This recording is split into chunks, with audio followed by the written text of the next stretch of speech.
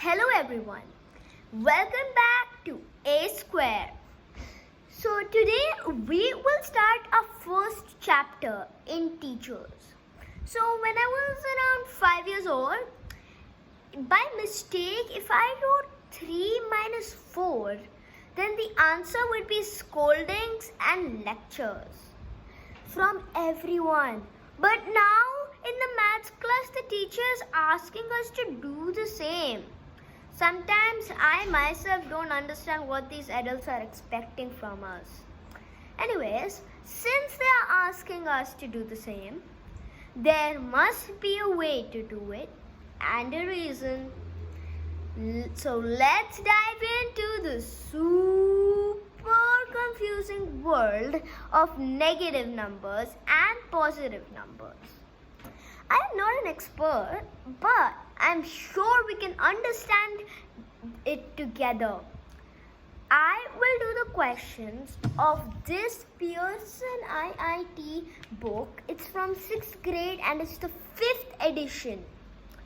So in every video, we will do 10 questions.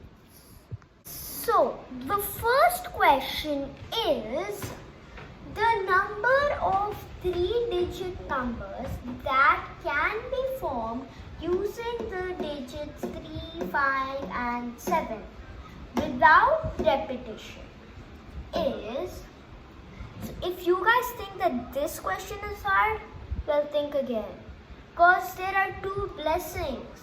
First, that they said no repetition. Imagine what would have happened with repetition. And they're just asking for 3-digit numbers. What would have happened if they would have asked for 9? So, the key to solve every question is to understand the question. So in this, they are not asking what are the numbers of 3-digit numbers. They are asking how many 3-digit numbers can be made by 3, 5 and 7. So, I am writing 3, 5 and 7. So, we keep 3 stationary and we swap 5 and 7. So, we get 2 numbers. Then, we keep 5 stationary and swap 7 and 3. So, we get another 2 numbers. Then, we keep 7 stationary and we swap 5 and 3. And so, we get another 2 numbers, which in total leads to 6 numbers. So, the answer is 6. The second question is, the sum of the successor and predecessor of 100 is.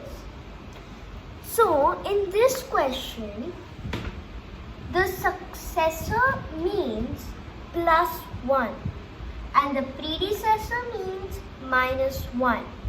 So, the sum of the successor and predecessor of 100. So, 100 plus 1 plus 100 minus 1.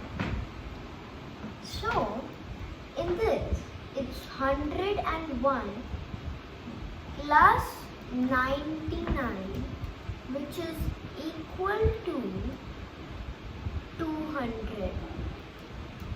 So, instead of doing this calculation, what we can do is just simply double the number. So 100 into 2 is equals to 200, or 100 plus 100 is equals to 200. Because the net rate of plus 1 and minus 1 is the same. So the answer to the second question is 200. Question number 3. So the question is, the difference between the greatest and the smallest number formed by all the digits 2, 3, 5 and 7 is x, y, z, x, where x, y, z are digits, then x is... So the four digits we have are 2, 3 and 2, 3, 5 and 7. So we have to find the greatest number possible and the smallest number possible using this. Then we have to subtract the 2 and find the value of x. So most of you would be thinking, okay, now we find 7, then 5, then 3, then 2, and then 2, then 5, 3, then 5, and then 7, right? And then you just subtract it. But what if I tell you there's an easier way?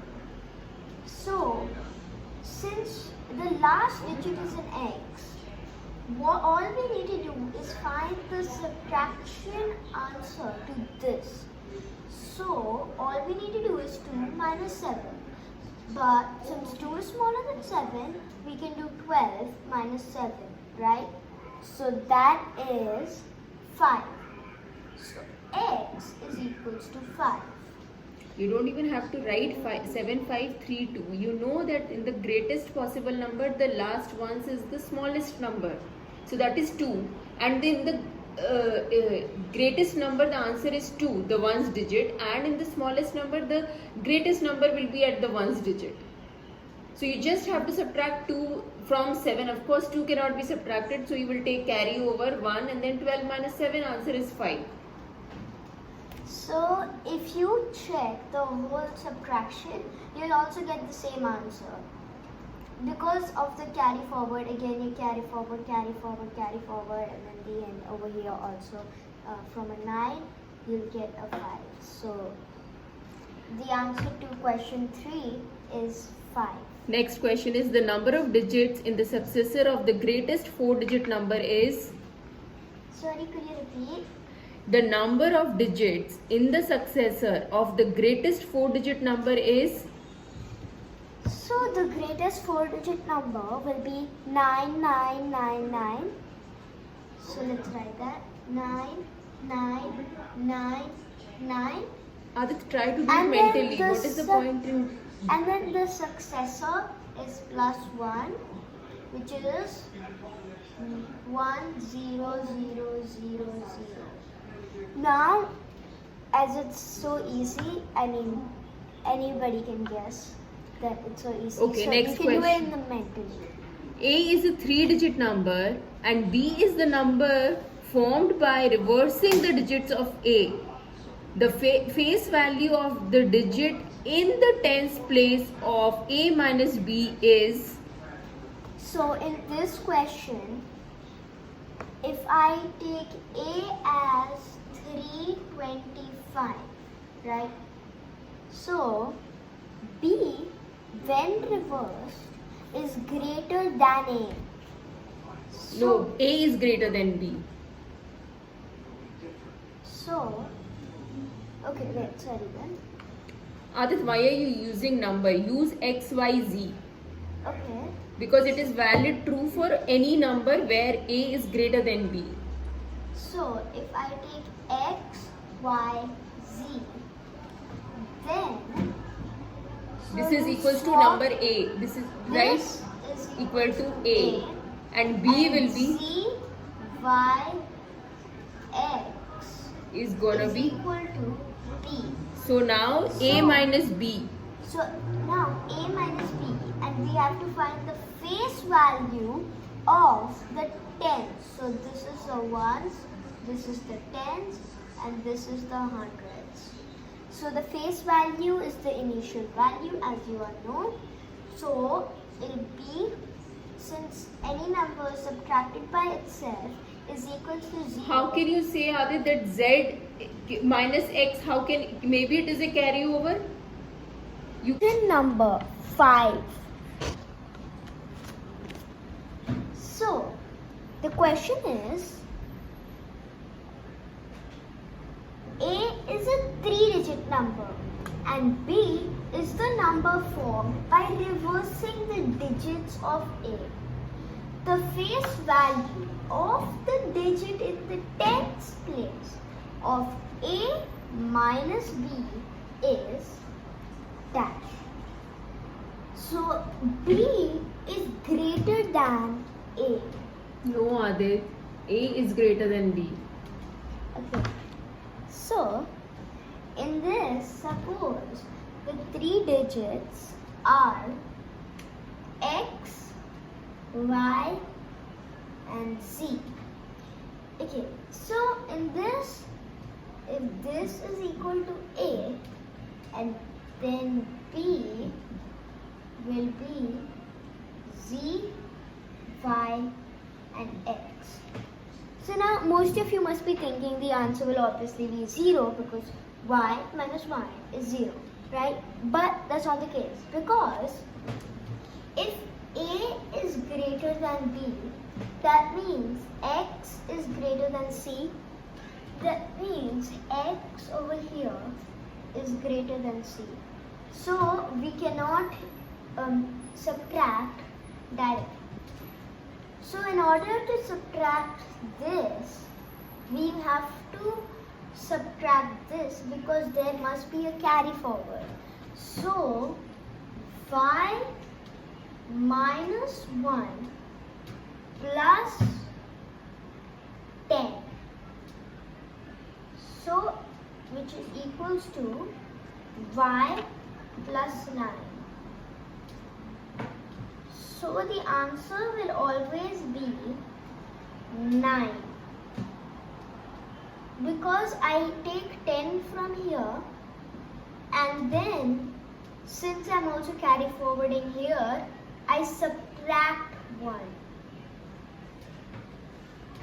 First you take down 1 carry forward from here to here, then you take 10 from here because this will become Y minus 1. So Y minus 1 minus Y is not possible as Y minus 1 is lesser than Y. So we take 10 from X and then we subtract the 2 digits, which in result will give us 9. So the answer to question 5 is 9.